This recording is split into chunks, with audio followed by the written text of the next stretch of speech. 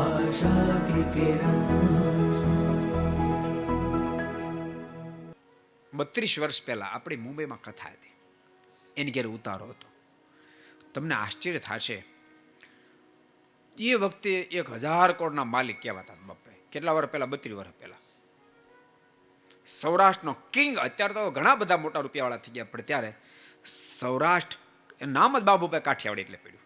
સમજાણું? નામ જ બાબુભાઈ કાઠિયાવાડી એટલે પડ્યું. કાઠિયાવાડનો રાજા કહેવાતા, એટલી અમીરાઈ.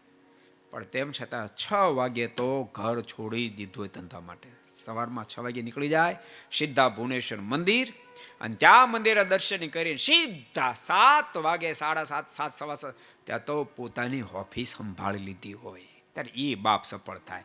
8 વાગ્યા સુધી ગોદડું આઘું ન કરે ને હું તેની કામ છે કઈ? ત્યારે છોકરા સાંભળો છો તમે?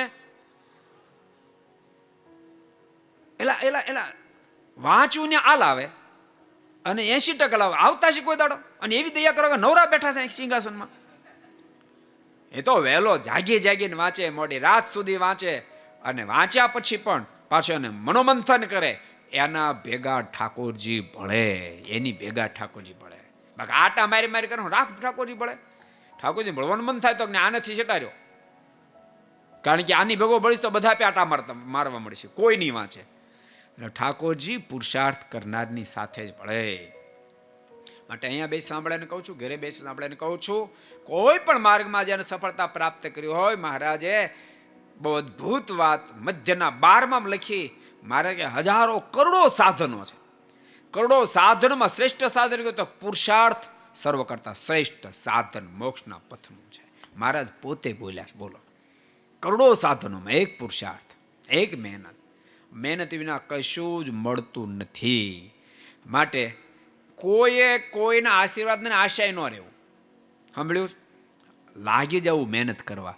અને ભૂલતાની આશીર્વાદ માગવાની ચીજ નથી, એ તો બાપ અંતરની હૃદયની ઉર્મી છે. તમે લાગી જશો ને તો ઓટોમેટિક આશીર્વાદ પ્રાપ્ત થઈ જશો, ઓટોમેટિક આશીર્વાદના પાત્ર થઈ જશો. માટે બધા વિદ્યાર્થીઓને ખાસ કહું છું, ખૂબ મહેનત કરજો, ખૂબ દાખલો કરજો.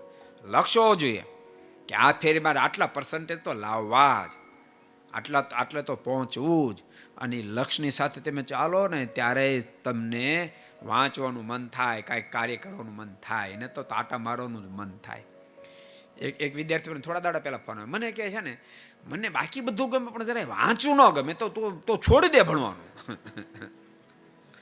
મને કે ફરવા જવું હોય તો મને જરાય કંટાળો ન આવે, મેં તો આટા જ મારી ને. અને પછી બનજે ગુલામ, આખી જિંદગી કોકનો ગુલામ બની રહેજે. આ 3-4 વર્ષ જલસા કરી લે એટલે આખી જિંદગી ચિંતા નહીં. પછી જલસા કરવાનો વારો છે નહીં કાંઈ, પછી કોકના ઠેબા જ ખાવાના છે. અને 3-4 વર્ષ જો મહેનત કરી લે ને, 3-4 વર્ષ મહેનત કરી લે, આખી જિંદગી બાપ मौज में जिंदगी जीव से, आखी जिंदगी मौज में जीव से। ये वीडियो आपको पसंद आया हो तो लाइक करें और शेयर करना मत भूलिए। सब्सक्राइब करें सरदार कथा चैनल को और बेल आइकॉन पर क्लिक करना मत भूलिए लेटेस्ट वीडियो सबसे पहले पाने के लिए।